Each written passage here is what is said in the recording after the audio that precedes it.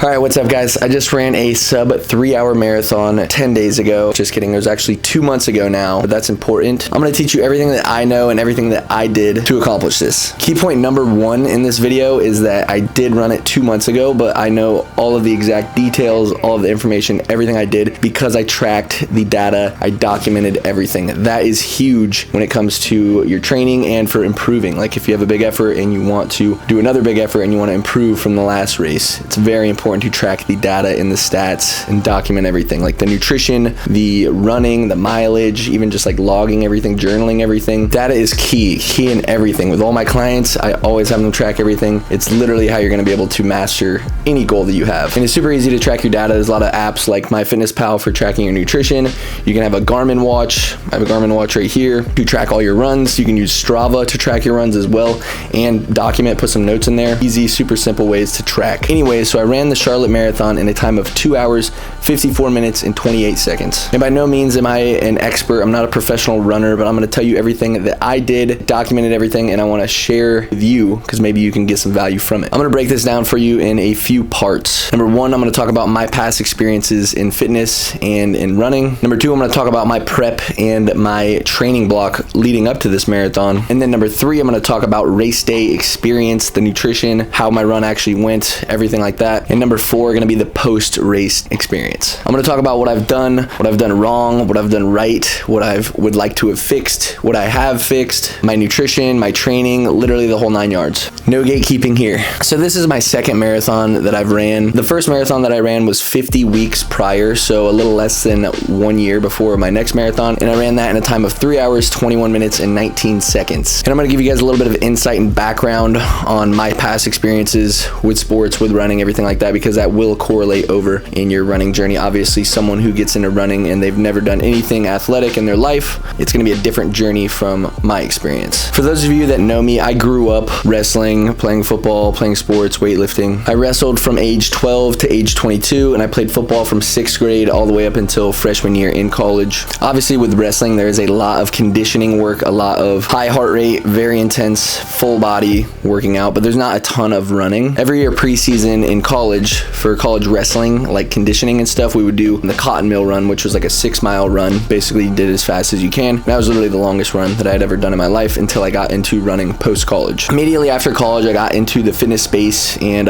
started selling like supplements and coaching and everything like that. You can see the supplements behind me, but I mainly was focused on bodybuilding starting in, this was 2020. I dabbled in running just a little bit at the end of 2020. I did a total of like 10 to 15 runs in like a 2-month period. Within that little spiff of running, I did run a half marathon just on my own, just hit the 13.1 or whatever. And then I also did a 5K PR, like I tried to do my fastest 5K. And then I also did a couple attempts at my fastest mile. I realized that I was slimming down really quick and like losing a lot of weight, getting weaker, losing muscle size and stuff. So I like didn't run for much longer. I only ran for like that 1-2 month period. I basically decided and declared that running kills gains and running makes you small. So basically all throughout 2021 and basically I think 8 months into 2022, I did not run a single time. So like it was like an 18-month hiatus from running. During that time period, I was lifting weights 6 days a week. I was riding my bike to and from the gym for one of those years, and it was like a 5-mile ride. And then another one of those years, I switched gyms, so it was like 2 miles there, 2 miles back. And I was definitely getting a lot of steps in. I was really active. I did my first run back when we were staying at a hotel during a hurricane back in 2022. They didn't really have gym equipment, so I just went out and I did a 1-mile run as fast as I could. Hadn't ran in 18 months. And I actually ran a 5:40 something in that mile. So I was like, oh dang, like I guess I didn't really lose all my speed. You would think like not running for 18 months, you go back and you try to rip a run and you're gonna be a lot slower. My fastest 1 mile when I tested it back in the end of 2020, when I was running for like a 1 or 2 month period, I ran a 5:25, and then so I ran a 5:40 18 months later without running or training at all. So it's really not that bad. Didn't really lose that much speed on the 1 mile at least. And then a couple days later, I wanted to test out what my 5K speed would be, just because I was like, oh, I ran once, I'll just kind of get back into running. Did like a 5K test, wasn't nearly as fast as what it was previously. And then 3 days after that, I was like, let me see what I can do in the half marathon for only running 1 mile and then a 5K. And then I just ripped a half marathon as fast as I could. I think I may have actually got faster in that run. But after that half marathon that I ran, I was down and out for like 2 weeks, didn't run at all. I hurt so bad. I couldn't even walk the next day. I think normally I was getting 10K steps every day, but that day I literally got, I think, under 1,500 steps because it literally hurt to get out of bed. And then I ran 3 other times after that 2-week period, trying to beat that 5:40 mile time, just trying to get a little bit faster. And I basically did this by just running 1 mile at a time, trying to get faster. I did not get any faster. It was all just like 5:40, 5:40, 5:40 basically. And then I actually signed up for the Bolt Run, which is a 5K race here in Tampa. And I actually won my age group, which was pretty cool. I was like, oh dang, like I kind of still got it. It wasn't faster than my 5K time that I did back in 2020, but it was pretty close to it, like within 1 minute, I think. And then I think I ran 2 or 3 more times towards the end of 2022. And then I didn't run again until March of 2023. And I'm able to give you guys all these stats and all these numbers, all this data, because it's all tracked and logged in Strava, in the Strava app. And that's why documenting and tracking the data is so important. So starting in March of 2023, that's when I started getting consistent with running. And I believe I signed up for a marathon. I don't know the exact sign up date, but I had it in my mind and I knew that I was going to be running a marathon in November of 2023. I think I started an actual training program 9 weeks before the marathon. So maybe that 9 weeks was when we actually committed and signed up. One thing I did training for this marathon in November of 2023, this was the Cocoa Base Coast Marathon, was that every run that I did, I treated it as a max effort. So if I had 5 miles that day, I ran the 5 miles basically as fast as I could. If I had 10 miles that day, I did it basically as fast as I could. I had the thought and the mindset of if I'm not uncomfortable, if I'm not pushing myself, I'm not getting better. That's basically how it is in the gym. If you're just going through the motions in the gym, or you're just going through the motions at like a wrestling practice, you're not actually improving like your fitness levels. You're not actually getting stronger. You're not improving your conditioning. Little did I know I was completely wrong when it comes to running. Through that 9-week prep of that marathon block and the build that I had, I probably missed 2 to 3 full weeks of training because I was getting hurt so frequently. I was getting hurt because I was running so hard. And I was also still lifting 6 days a week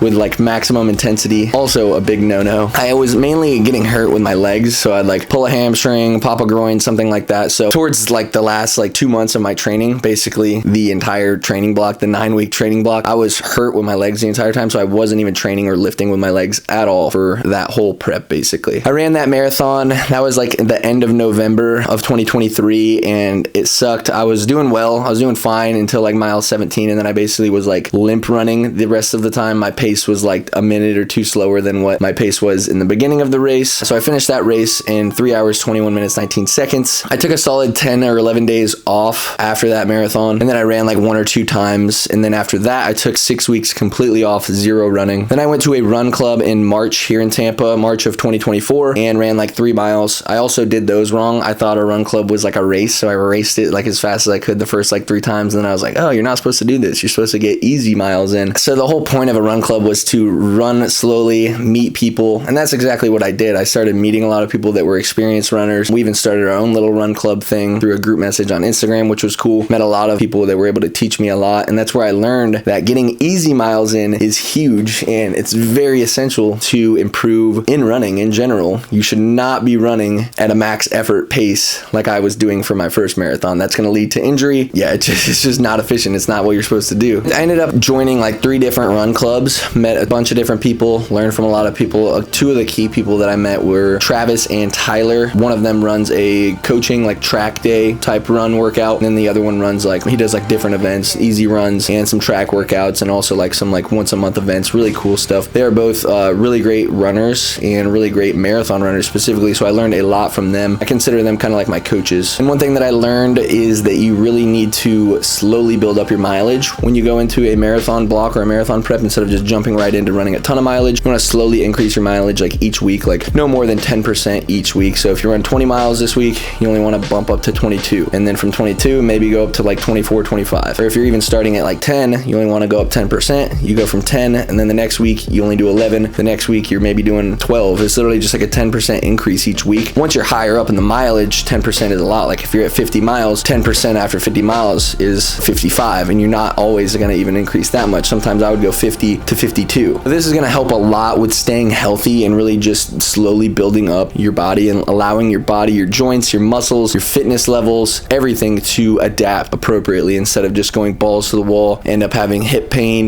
knee pain, shin splints, or some sort of injury that's going to set you back like 1 or 2 weeks like I was experiencing in my first marathon prep. So what I did from March of 2024 through July of 2024 was I just slowly increased my mileage from like whatever 3 miles miles a week up to like 20 miles per week. I think I had one week where I had like a hamstring pull or a hamstring cramp or something from sprints, and that was like my only little hiccup. And then from there I was able to get a nice base up to July, and that's when I committed and sent it to sign up for the Charlotte Marathon. So I started that prep and that official 20-week training block at around 20 to 25 miles per week already. So I slowly increased from there. I think I had my peak weeks were like 60, 61 miles per week, and then I had 5 or 6 weeks during those peak mileage where I was over 50 miles per week. I was running 5 to 6 days per week on this training block for the Charlotte Marathon, and one of those days would be like a speed or a tempo or a threshold type workout, and one of them would be a long run, and the long runs would have some speed miles built into them, and then the other 3 or 4 runs per week were all just easy miles, completely easy. As far as strength training goes, because that's another thing that I was able to accomplish, was keeping a lot of my muscle mass and strength during a marathon prep. I was lifting 5 days per week instead of 6, and they weren't necessarily as intense, especially not the leg days. I was still doing 2 leg days per week, but not going balls to the wall, maxing out on RDLs basically, or like back squats. I usually, when I'm not running, I would do like till failure sets on back squats with like sets of rep ranging like 15 to 20 reps, which is very systemically fatiguing and hard on the body. I was not doing that. Towards my peak week mileage, I was lifting closer to just 3 to 4 days per week, still trying to get 2 days of legs in, but mainly just 1. But like I said, they weren't super intense leg days. It's a lot better than the previous marathon prep where I was hitting 0 leg days per week because I was always injured. And this most recent marathon training block compared to the previous training block was a big difference. I think my peak mileage on the marathon prep before was like only like 30 miles per week, and this most recent, like I said, it was up to 60 miles per week. So I wasn't running nearly enough miles the previous time, and I was basically just going like 20 miles this week, 2 miles this week, 30 miles this week, 10 miles this week. It was not consistent, mainly because I was getting injured. But anyways, with the training, as far as leg soreness, my legs were pretty much always sore or always tight, but that was better than being injured and better than feeling weak. Now let's talk about the taper of the marathon prep. You don't want to be running peak mileage and really high mileage right before your marathon. You want to get up to like that 50, 60 miles per week or whatever your peak weeks are going to be. For some of you, it may be closer to like 40 miles, 45 miles per week. Some people, it may be like 70, 80 miles per week. You don't want to be running that right before the marathon. So what I did, I was around 4 weeks out, I started tapering. I think I touched 61 miles, and then I went down to 50, and then 37, and then I believe down to 21 miles. And then the actual race week, I think I was at 10 or 11 miles before the actual race. And the whole reason of a taper is so that your body can kind of recover and repair itself and prepare for that one big massive effort, which is the marathon. A lot of people, they think like, oh, I'm gonna lose my fitness levels, I'm not gonna be running as much leading up, like I was able to run so much 4 weeks ago, and then 4 weeks of lower mileage, I'm not like in peak performance. It's gonna mess with your head, it's gonna feel like that, but your body will be recovered and it will be ready to rip one big effort. You don't lose your fitness level that quick. Your muscles and your joints do not regress that fast over like a 3 or 4 week period, and you're still running some mileage. It's not like you took 4 weeks off completely. You're still running some mileage, so you're definitely maintaining your fitness levels. The actual week of race week is pretty simple. You basically, what I did was I ran 2 to 3 times throughout the week, kind of like I normally would, except just a lot lower mileage, just like maybe 2 or 3 miles literally, just so that my body would stay in that routine of like getting up every morning, getting my miles in. And then I did my shakeout run, which was I think also just like 3.5 miles the day before the race. All these runs during that race week are easy miles, so I did a little bit the day before the race. I played around with the pace a little bit, maybe ran a little bit faster than easy pace. I was also up in Charlotte, so I was in the hills, so I wanted to play around with the hills a little bit, because in Florida all my training was all just flat, so that was going to be a big change. The marathon was going to be hills, so my shakeout run, I played around with the speed and the pace on like going up and downhill and stuff. I do recommend training for hills more than I did, but it was just very logistically not possible in Florida. There's no hills in Florida, so that's a difficult situation there. But leading up, if I was going to run the Charlotte Marathon again, I would want to live somewhere where there's hills or train somewhere where there's hills so that I would be more prepared for the hills. As far as nutrition goes, leading up to the race starts with the day before the race, even a couple days before the race. You want to carb up, get a lot of calories in, usually as many as you can. Obviously, you don't want to eat till you're sick, but for me, my goal was to hit around 700 to 800 grams of carbs and around 5,500 to 6,000 calories. I ended up hitting 641 grams of carbs and 5,500 calories, so wasn't super mad about it either. It's not like, oh, I didn't hit my carbs, didn't get enough carbs in. I had a lot of calories. I had 5,500 calories, so I was good with it. I wasn't going to force feed myself an extra 150 carbs just to hit that 800 grams of carbs if it was going to make me me sick. So I was good. I was chilling. I was like, if anything, I can eat some sourdough bread in the morning or a banana in the morning. And then I loaded up with 2 scoops of Define Hydrate, which that came out to being around 700 milligrams of sodium, and then 1 scoop of Hydrated. And these are both from Vandor Nutrition, as you can see behind me. I think that had like 100 milligrams of sodium in it. So I had around 800 milligrams of supplemented sodium the night before. As far as food intake, I have no clue how much sodium was in all the food that I ate. One day I'll start tracking the sodium that I actually eat, but I was supplementing with that much sodium. And then the next morning, supplemented with another 2 scoops and another 1 scoop. So another 800 milligrams of the sodium from the electrolytes. And obviously there's like potassium, magnesium, and stuff in those as well. I was going to do the banana or like sourdough bread or something for calories in the morning, but I was still super full. I felt really good. So I didn't really feel like I needed it. I didn't want to force anything in. Fast forward to the actual race, did like a 0.9 mile, maybe like a 7-minute jog warm up. And then we started loading up with a goo gel. So I did 1 goo gel 15 minutes before the race. And then prior to going to the race, we prepped some bottles to be given to me. My pit crew, Sophie, she gives me 2 bottles during the race. And those are they're gonna be Gatorades with electrolytes in there, the Define, aminos, and some Fired Up as well. And then I also did Fired Up before the actual race. Fired Up is gonna have caffeine and like focus agents in there. So I had 2 bottles prepped to be given to me. Also had a bunch of goos in my pocket, goo gels, and then also Sophie and the race team, they pass out goos along the course. A goo gel is basically 100 calories. They are these right here. They're little 100 calorie pouches, 25 grams of carbs, 100 calories, literally no fats, no protein in there, just carbs. And then there's also going to be like a little bit of caffeine, like 20 to 40 milligrams in there, and then a microdose of amino acids. Not really enough to do much. That's why I put amino acids in the Gatorade bottles that were prepped for me. Aminos are basically just going to help with like muscle function. Protein is made up of amino acids, so if you can't actually be drinking protein or eating protein, having amino acids is going to help a lot. And then these also have like this is 60 milligrams of sodium, so also not like a ton of sodium, but I did down 10 of these during the race. So 1 of them before and then 9 during the actual race. And then I also had the 2 Gatorades that Sophie handed to me during the race, and then also just a couple Gatorades in the cups that they hand out to you. Just splash them in your mouth. Don't know how much you actually get in from that, but overall I believe the calorie intake was 1450 calories, and that's obviously estimated, right? Because I don't know how much actual Gatorade went in my mouth from the little Gatorade cups that they pass out on the side. But aside from that, it was basically just the goo gels I was eating, 2 Gatorade bottles with electrolytes, caffeine, aminos that Sophie handed me, the Gatorade on the sidelines, and the water cups. That was all the fuel I had during the race. Now let's talk about the actual race and the running. So we started off, it was downtown. There's like 10,000 people running because there was more than just the marathon. There was like a marathon relay, half marathon, 5K, 10K, tons of people there, like 10,000 people there. So you know how it is in big crowds, like the service and the GPS, the internet doesn't work too well. And we're also downtown where the skyscrapers are. So the GPSs weren't loading fully, or it would load and then it would glitch, and everyone around me was saying the same thing like pre-race. So we started off the race. I was ripping like, so let me backtrack into the goal pace that I was going for. So initially going into this prep, like 2 months out, I was shooting for a sub 3 hour. That was kind of like an ambitious goal just because the hills, and I was having a little bit of issues like with my hip leading up, and I had some dry needling done I think 3 days before the marathon. And the shakeout run felt good, but I was still kind of a little bit nervous, but the shakeout run definitely boosted my confidence up again. But I was wanting for the sub 3. The night before, one of my coaches, Travis, he had called me and he was telling me that I could definitely rip like a sub like 255 or like possibly even like a 252, and I should just send it and do it. So kind of had that 255 Boston qualifying time in my head going into the race. So we started off the race. My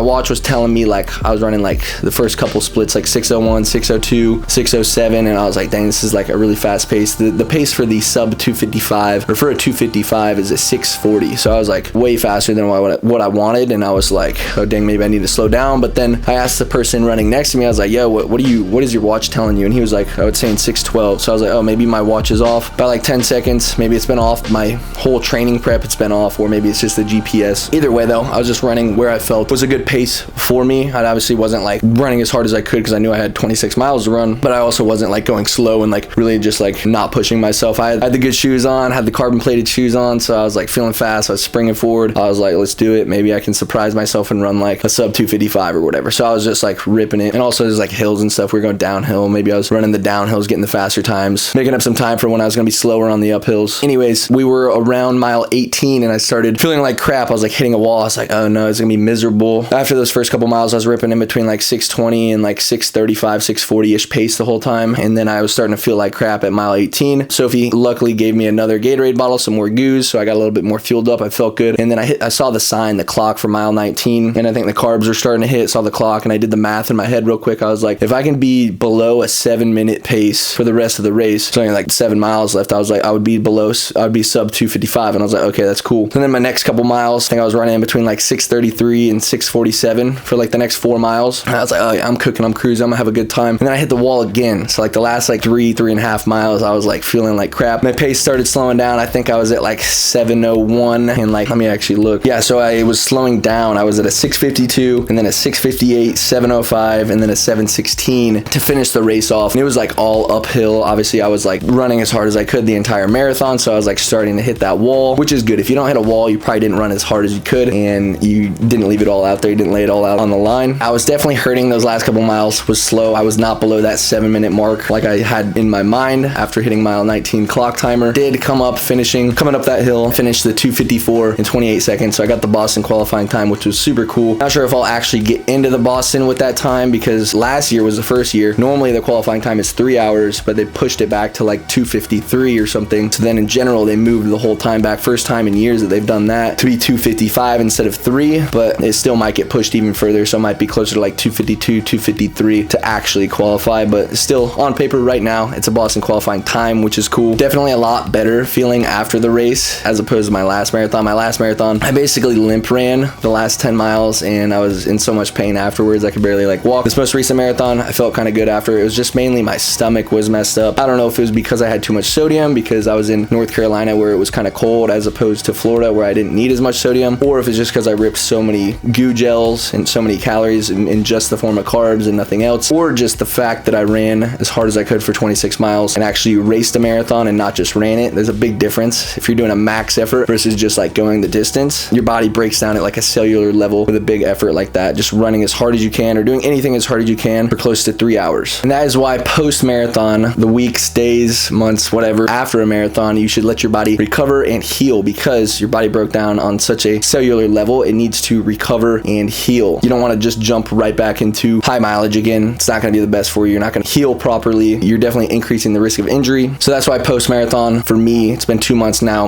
I've averaged like 7 miles per week over the past like 8 weeks, and now I'm just now going to start amping it back up again. Body's feeling good, not really hurting or anything like that. My first run after the marathon was like 6 days later. I ran like 2 miles and it was like painful, and then I took like a whole week off or whatever. The past 2 months, I've really just been focusing on strength and conditioning, mobility, recovering, business, things like that. But it's definitely important to reflect back on your training, look back at the data, look back at the documentation, especially if you're moving forward and you're going to make another attempt, or you're trying to improve, or like for me, example, I want to run another marathon faster. I need to look back at the data. Or for this Charlotte marathon, I looked back at the data previously and I saw what I did wrong and how I can improve. I definitely recommend everyone to track the data, document everything. That's literally how I'm able to make this video, because I have all the information documented and tracked. If I didn't have it, I would just be like guessing in my head, which we all know not everyone has a photographic memory, so that'd be extremely difficult. Data is king. Hope you guys enjoyed this video and you were able to get some value out of it. And remember, this was my journey. Not everyone's going to be able to take these same exact steps that I did, but I just wanted to share it with you to maybe give you something that you can get out of this. Drop a comment below. Let me know if you liked the video. Ask any questions that you have. I'll definitely reply and let you know. I want to help you guys as much as I can. Until next time, love y'all.